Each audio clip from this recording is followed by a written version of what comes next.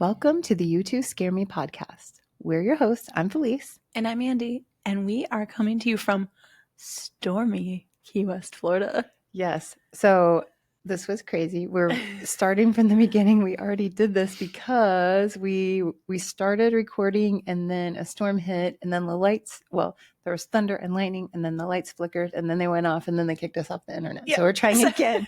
Take two. Yeah. So what you been up to? Well, prior to all of this thunder, like my son says, thunder. No, the thunder. It was actually a beautiful day. It was just really hot. But we are doing all of the let's make sure just in case a hurricane comes, we are somewhat ready. Yeah, have to batten down the hatches, make sure everything's tied down. Yeah, just putting stuff away in the garage and that kind of silly stuff. And so we surprised the kids with one of those blow up water things. And so then all the neighborhood kids poured out. It was party up in here. Oh, impromptu party. That sounds so fun. So fun. But it was fine. They had a great time. They were sleeping soundly until all of the thunder and lightning and whatever else, and now they're up again. Yeah. But Dad has them. Great job. Yeah, way to go, Ryan. Oh my gosh. I also had a water day. I had a pool party at my friend's house. And adults slip inside? Yep. It was just pools floating, just adults. Oh, wow. That sounds awful. Yeah, it was terrible. Gosh. You remember those days? I do, somehow. Somehow. They seem eons ago. Distant and vague. You'll have them again. Someday you two will be an empty nester and you can run wild. Someday. Again. That's far off. Yeah. It'll be a while, but I don't know. Time flies fast. They say the days are long and the years are short. Oh, I do feel that in my heart a little bit when I look at my kids and they're no longer babies. And I'm like, oh gosh, I don't know how much longer I'm going to be able to carry you. Yeah, just wait till Bo gets a beard. Oh God. That's different. You're like, what's happening? Yeah. Who are you, you strange man? Yeah. Yep. And when their voices drop, it's so funny. Yes. So I don't know. Oh, that's crazy. Yes. Okay. Well, if you're new here, hey there. We're two friends who are obsessed with ghost stories, haunted legends, and anything that makes the lights flicker. Ooh. Interestingly enough. How apropos. We get it. Paranormal stuff usually has roots. Sure, we're here to laugh, but we don't mess with the forces that go bump in the night. That's right. Let's just say this up front. We're in it for the vibes. Yes, things get spooky, but also we're going to crack up. Probably more than we should. Yeah, it might be inappropriate sometimes. And that's fine. Yeah. We're like, the Civil War. Fun fact. These stories that we tell, totally real. I mean, someone swears they happened. We're not Ghostbusters. We're just here to tell you what they said. We dive into the dark and the weird. Spirits, sightings, legends, creatures, and stories that make you say, wait, what was that? Here's how it works. Each of us picks a spooky topic, keeps it under wraps, and then we hit record. No hints, no prep, just pure surprise. Oh, there is a little bit of prep. I mean, we prep our stories, but not together. Yeah. Yeah. Separately. Dive into the shadows with us as we bring you haunting tales in this episode of the You Two Scare Me podcast. This episode's got chills, thrills, and a whole lot of ghostly gossip. That's right. Shall we dive in?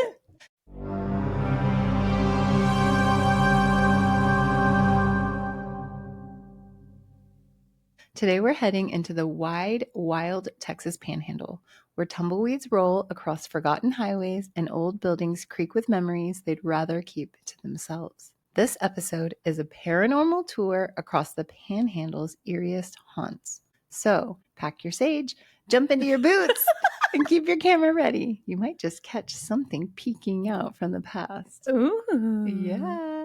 So, the Panhandle of Texas is the square part at the top of the state. Okay. The little, looks like the handle of a pan. That's why it's called that. Oh. Wow. Great. Thank you. Linguistics at work, right?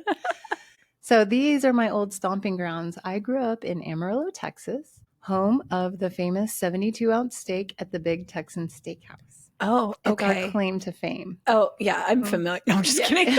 Well, if you were driving across the country on I-40, you would definitely see signs advertising this place for miles and miles and miles. Have you attempted this challenge? I have not. Oh, there's still time. But last summer, Will, my 22-year-old son, did. So we've been going there their whole lives, every summer. It's like the one little touristy thing in town. And he's always wanted to try it. So you have to sit up on a stage.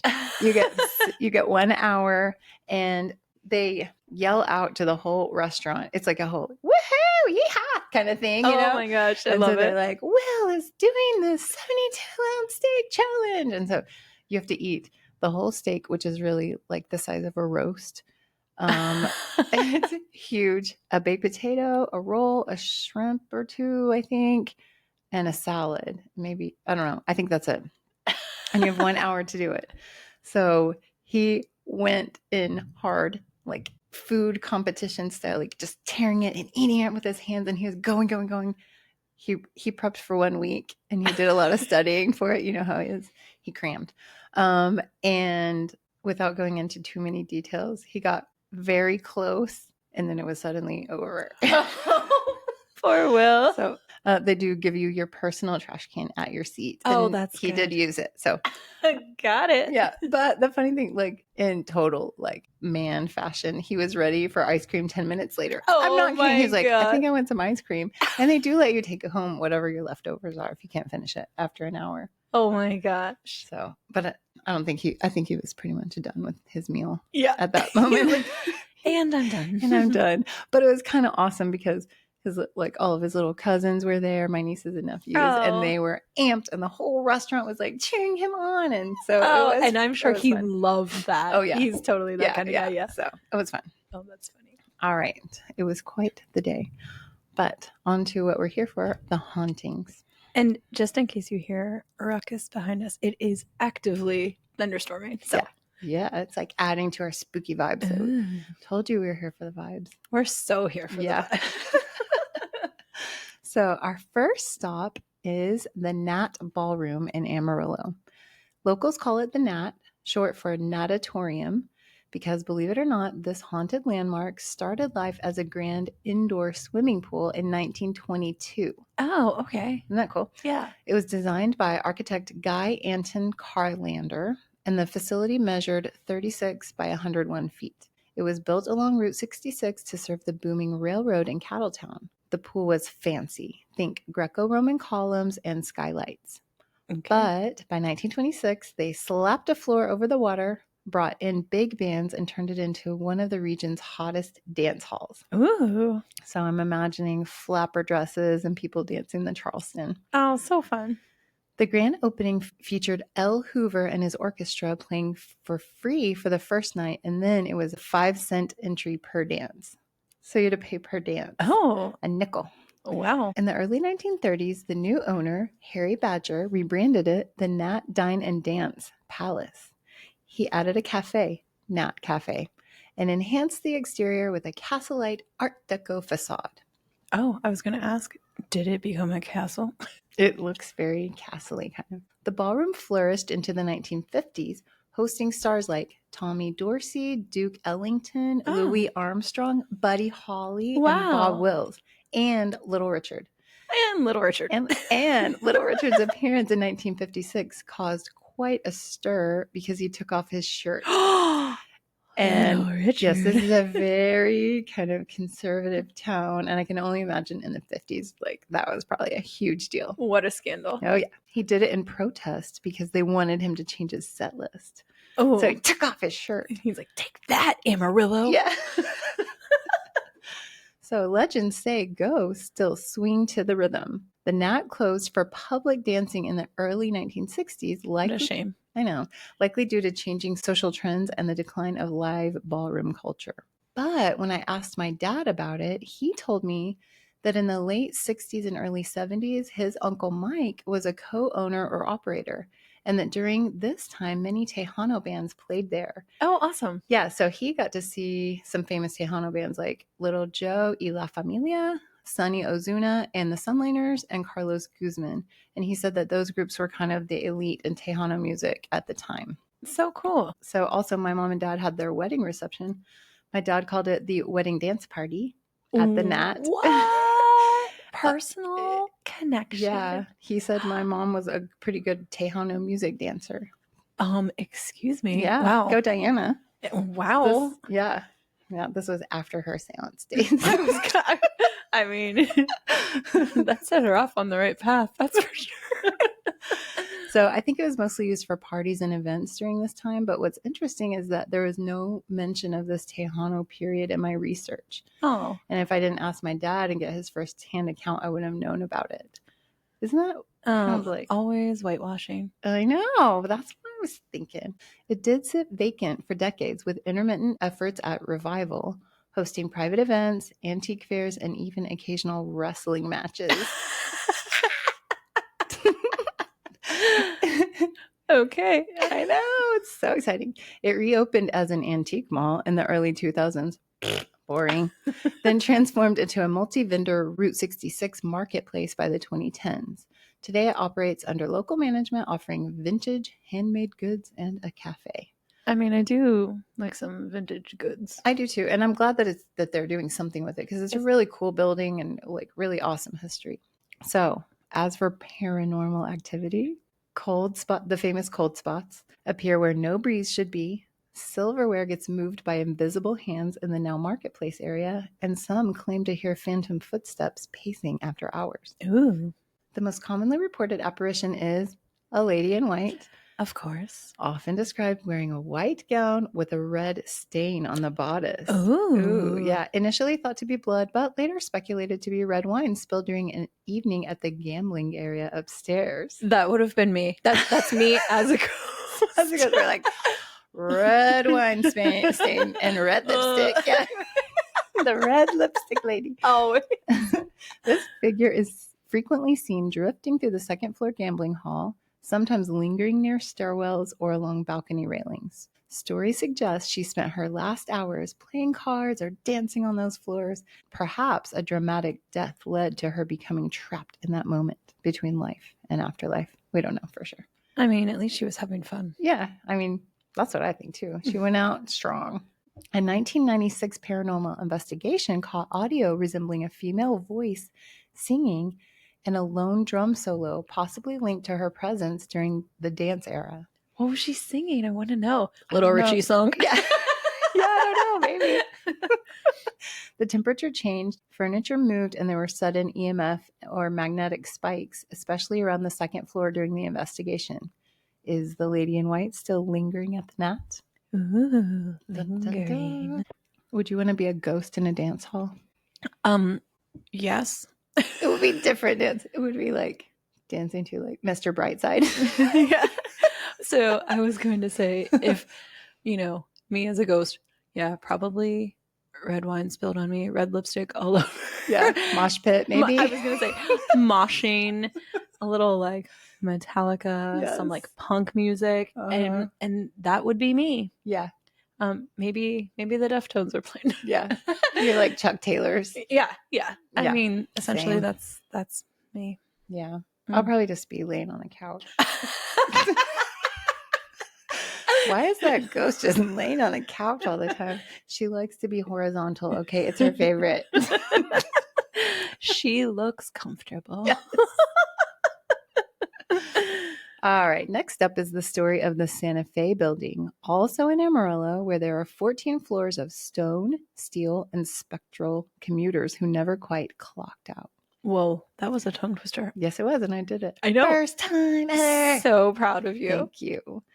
Let's rewind to 1928. Amarillo is booming, which if you've ever been to Amarillo, like I can't really imagine it being booming. Well, it sounds like the 20s it was happening. 20s, yeah, it was booming. So I think that's really interesting. Cool.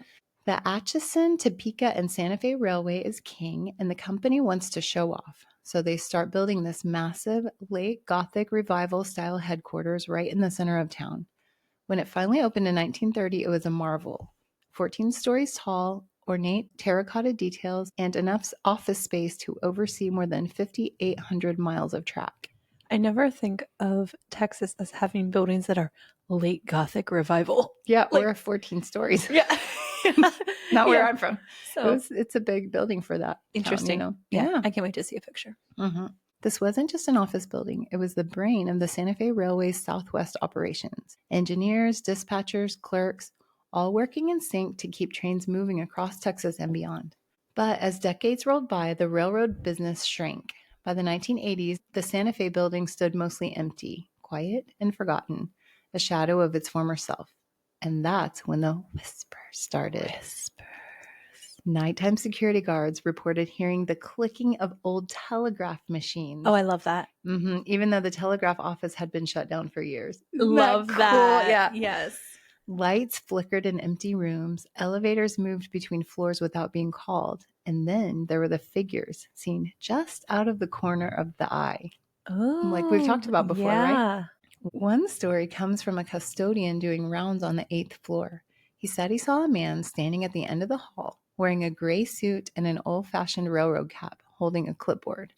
The custodian greeted him, but the man didn't respond. He turned the corner and vanished. Another county employee swore they heard someone say, "Train's late," while walking past a locked conference room. The voice was male, low, and crackled like it was coming from an old radio. Oh, cool. Isn't that so weird? Yeah. By the 1990s, the building was fully vacant. Some say that's when the energy was the strongest. Amarillo's ghost tours started, including the Santa Fe building on their route, pointing out the cold spots in the stairwells and the strange buzzing that seemed to rise when storms rolled in. Just like our equipment was buzzing. That's right. Ooh. Almost like the building itself was waking up. But in 1995, Potter County bought the structure and gave it a $14 million facelift. Today, it's back in use, housing courtrooms, public records, and other government offices. Still, employees say that some nights when the hallways are empty and the wind howls across the plains, you can hear footsteps that don't echo right. You'll feel a presence on the elevator, even if no one else is riding. And sometimes the telegraph clicks. I love it. I know. Is it residual energy from a bustling past, spirits of railroad men with schedules to keep, or just a building that remembers how alive it used to be?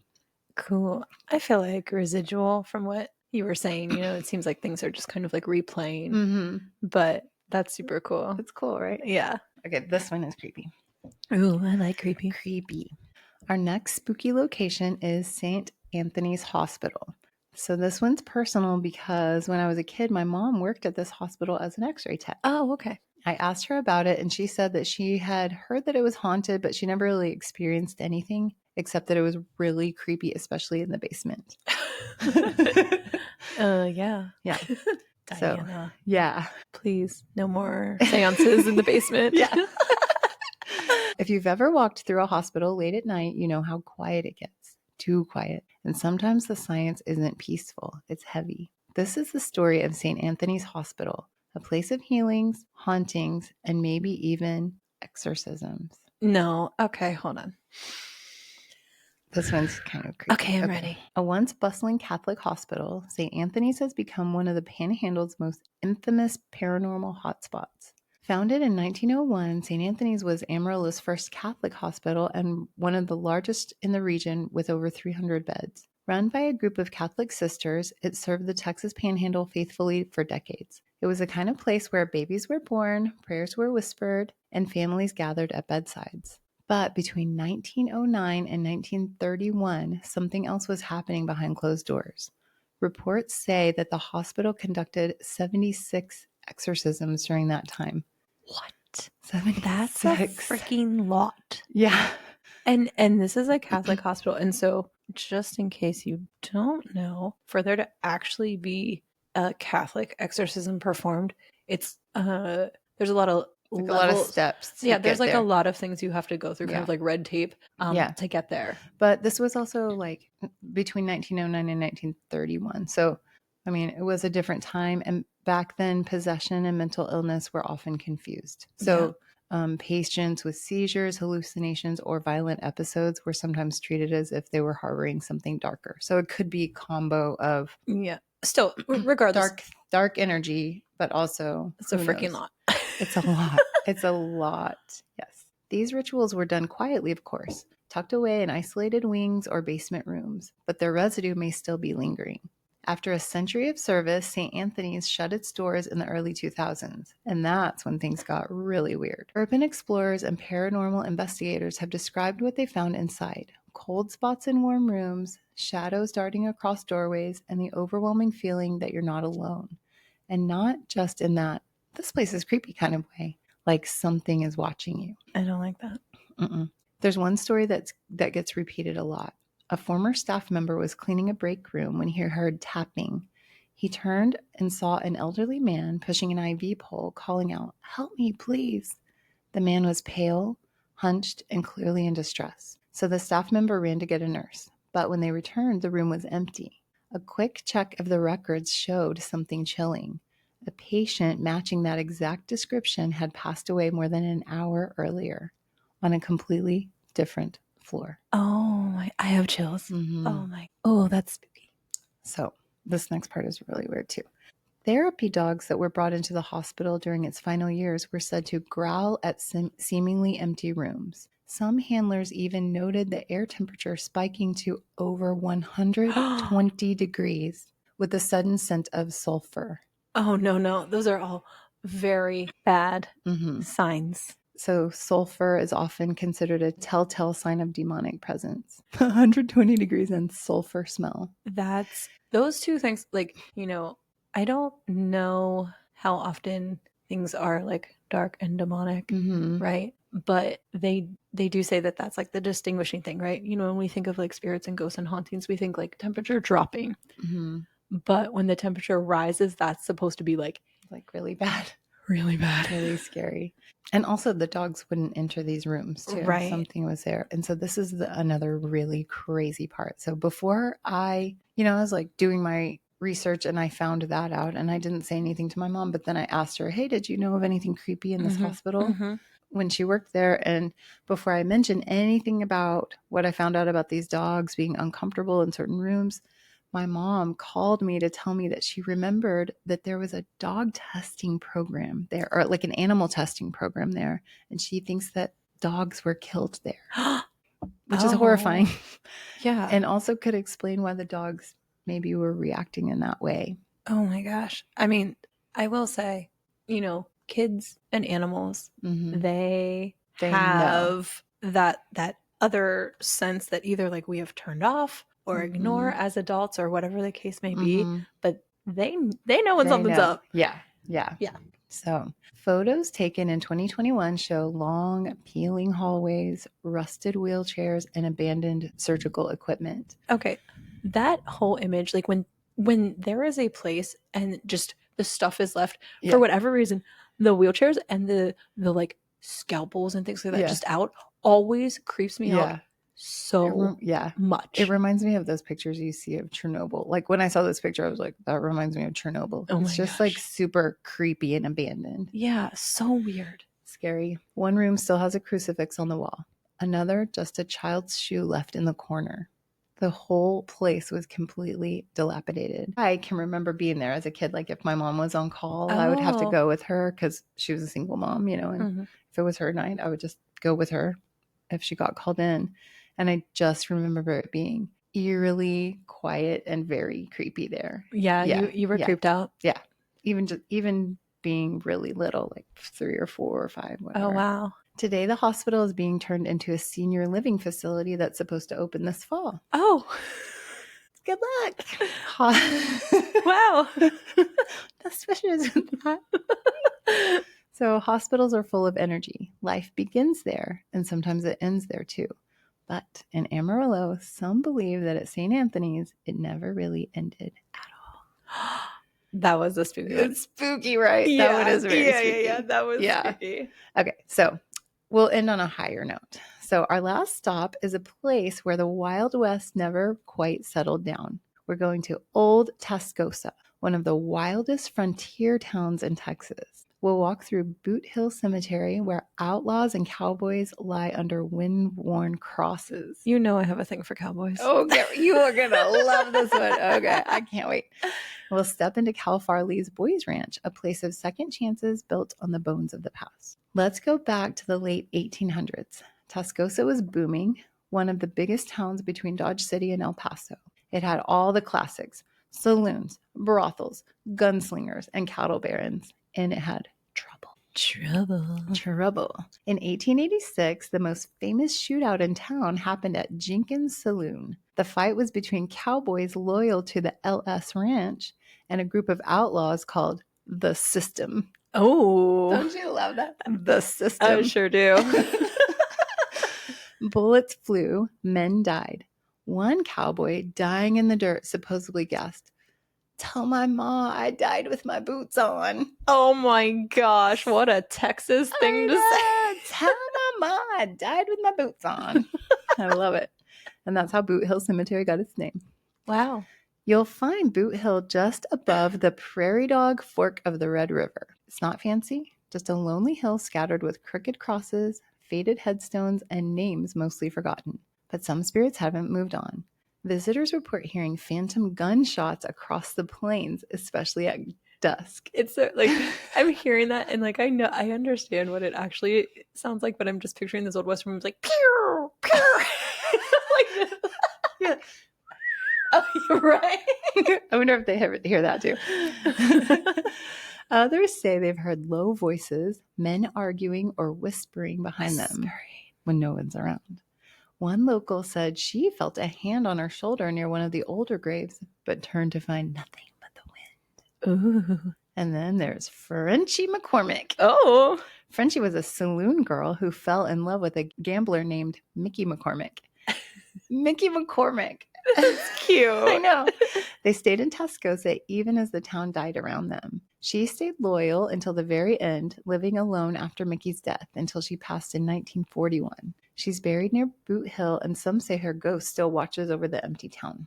People claim to see a woman in an old-fashioned dress walking through the ruins. No footsteps, just a presence. A figure who disappears behind a wall that hasn't stood in 100 years. Wow. Yeah. So it's a ghost town. It's not like a real... Well, I'll get to it. Oh, okay. There's more there. By the early 1900s, floods and railroad routes spelled the end for Tascosa. The courthouse closed, businesses left, and the town faded into ghost town status. Okay. But in 1939, a man named Cal Farley came along with a new vision. He turned the ruins of Old Tascosa into something entirely different, Boys Ranch. Cal Farley's Boys Ranch is still here today, 25 miles northwest of Amarillo. It's a nonprofit residential community for at-risk kids, a place that provides education, housing, and mentorship. Some of the old buildings still stand. Okay, personal note. In high school, my best friend and I will leave her unnamed, but if she hears this, she'll know who I'm talking about. We would go to Boys Ranch to watch the rodeo and meet cute cowboys. I was gonna say, I'm like, wait a second. In high school, you gotta be going to meet like the bad boys. Yeah, Oh and my the cowboys. Yeah, so if you're a 16-year-old girl, like with your new driver's license, can you think of any place more tempting than a place called Boys Ranch? I'm so jealous. Yeah, you should be. It was wonderful. Anyway. Wow. Yeah. Back to the story. Today, the courthouse has been restored. The Boot Hill Cemetery is preserved as a historic site. It's a strange contrast. Echoes of gunfights right along the laughter of kids building better lives. Aww. So actually, it is an awesome place. But some say the spirits haven't left. Staff have reported seeing shadowy figures on the ridge line above Boot Hill, doors close on their own, and more than one child at the ranch has said they've seen cowboys watching from the trees. Oh my gosh. But when you stand on that dusty hill looking out over the plains, you can almost see the town that once was. The men who rode in, shot fast, and died young, and the woman who never left. From wild shootouts to whispered prayers, from ghosts to second chances, this patch of Texas has seen it all. So if you visit Boot Hill, bring some respect, and maybe don't linger too long after sunset. Ooh, yeah, that's a fun one. I like that. Yeah. Oh, I'm just still having a hard time getting past this jealousy that teenage me has for teenage you with these cowboys. It's cool because they are actual cowboys. They actually have, I mean, it's a working ranch. And so they put on a whole rodeo That's and they awesome. deal with horses and ride bulls, I think, and all that I stuff. love a good rodeo. It's really cool. Me too. I love the rodeo. So fun. Wow. Yeah, so it's a great program. Well, that wraps our tour through the Texas Panhandle, a land of open skies, lost towns, and spirits who never left. From ghostly swing dancers to railroad phantoms, from haunted hospitals to shadowy figures on the prairie, the Panhandle proves you don't need a city skyline to host the supernatural. Oh, I love it. Yeah. That was awesome, Felice. Yeah. And I love that you started with your hometown. Yeah. You know? Yeah. And all of these places are familiar to you Yeah. in some capacity, It's which very cool. is super cool. Yeah. That's awesome. Yes. Well, it is time for Somebody Told Me.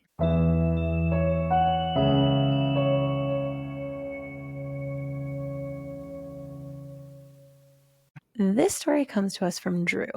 So, when Drew was a teenager, there was a house somewhere in the woods in North Carolina. A family lived there, and one day they reportedly all went missing.